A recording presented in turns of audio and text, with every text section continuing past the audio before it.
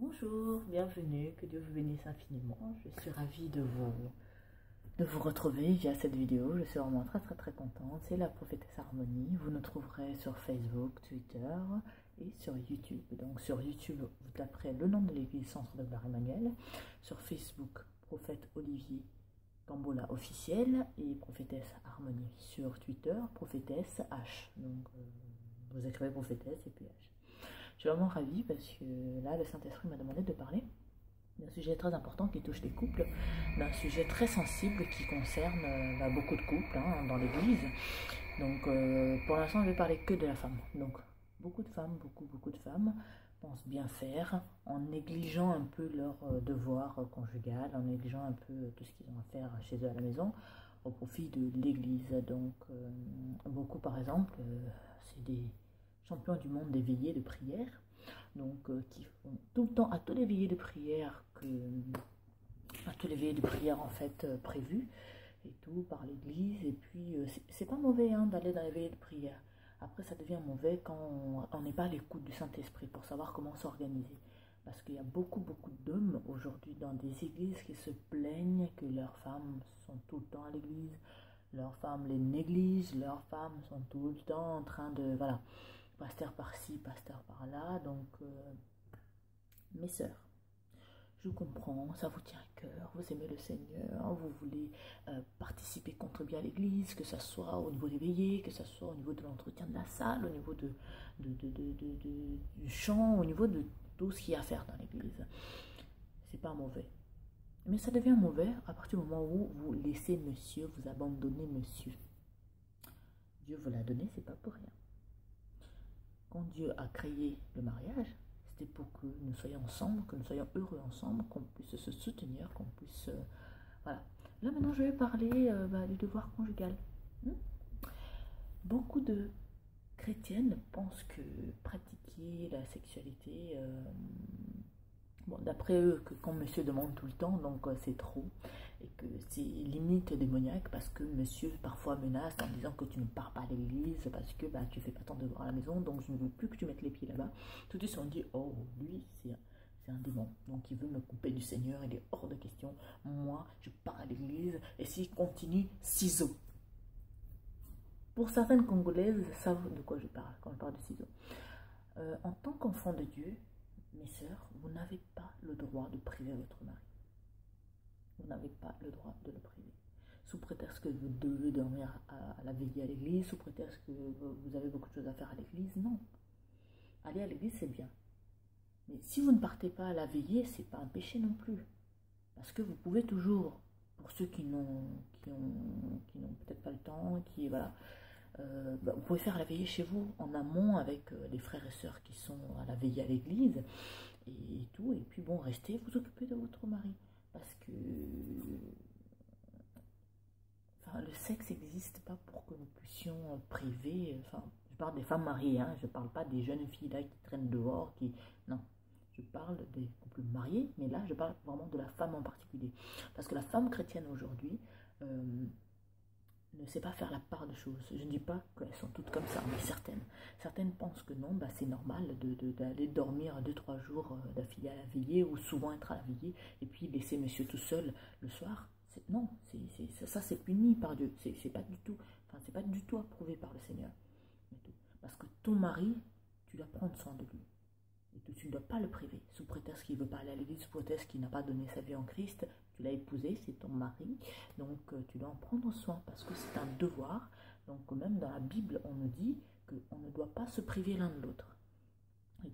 Donc ne croyez pas qu'en allant dans les veillées pendant des jours et des jours, ou voilà, trop souvent, et abandonner votre mari, donc vous mettez Dieu en avant, et que vous prouvez que non, vous êtes un enfant de Dieu fidèle, et tout le reste.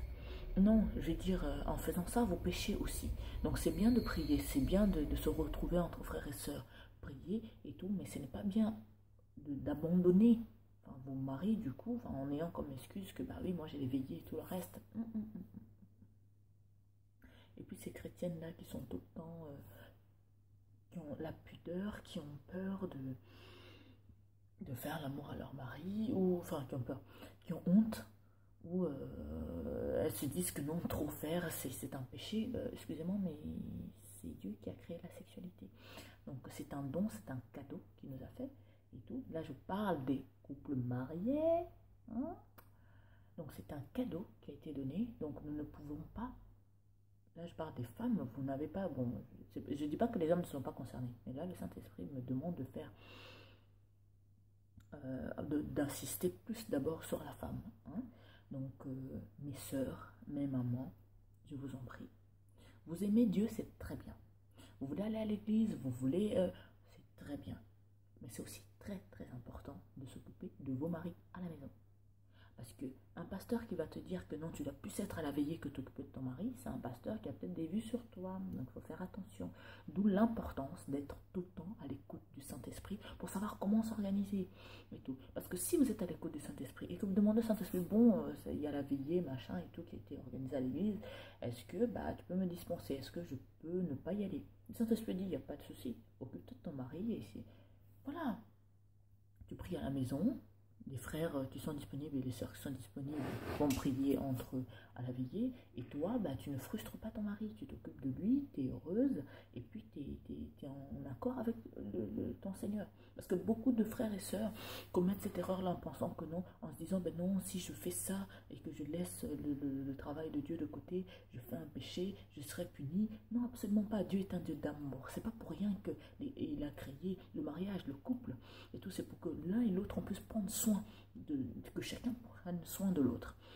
Et donc, il ne va pas te dire que non, c'est un péché parce que tu as préféré rester la nuit avec ton mari que d'aller à la veillée. Non, tu peux prier à la maison. Et puis, quand vous avez le temps et vous vous entendez, bien sûr, toi et ton mari, voilà, vous pouvez vous organiser. Ok, je vais aller à la veillée, par exemple, cette semaine, et la semaine prochaine, j'irai pas à la veillée. Comme ça, on reste ensemble. Et tout le monde va prier ensemble. Les enfants de Dieu. Être en couple, c'est pas seulement... voilà, beaucoup de couples chrétiens confondent... il mélange des choses. Il pense que non, oui, si je reste faire l'amour avec mon mari, Dieu va me punir, il ne va pas être content parce qu'il faut que j'aille à la veillée, il faut que j'aille à l'église et tout. Non, mais une vie chrétienne, c'est au quotidien, c'est tous les jours, c'est chaque instant. C'est pas seulement le moment où tu pars à la veillée ou à l'église, non. Même quand tu es à la maison, tu as l'écoute du Saint-Esprit. Tu lis la parole. Voilà, tu sers le Seigneur partout. Donc, c'est quoi le problème si tu restes avec ton mari pour le faire plaisir et que tu ne pars pas à la veillée, par exemple? Dieu vous bénisse, mes sœurs. Mettez cela en pratique. Soyez à l'écoute du Saint-Esprit. Dieu n'est pas là pour vous dire que tu n'as pas été à l'église, donc c'est fini pour toi. Non. Il nous demande de ne pas nous priver l'un de l'autre. Alors, soyez à l'écoute. Organisez-vous avec le Saint-Esprit. Vous allez voir qu'il n'y aura pas de problème, il n'y aura pas de soucis dans votre couple. Parce que aujourd'hui, beaucoup de messieurs sont frustrés parce que leurs femmes sont en permanence dans les veillées de prière. Je ne dis pas que c'est pas mauvais de faire la veillée, mais il ne faut pas que ça devienne tout le temps au point où monsieur est abandonné tout seul. Ah non, après, il ne faut pas se plaindre. Après, si monsieur part voir ailleurs.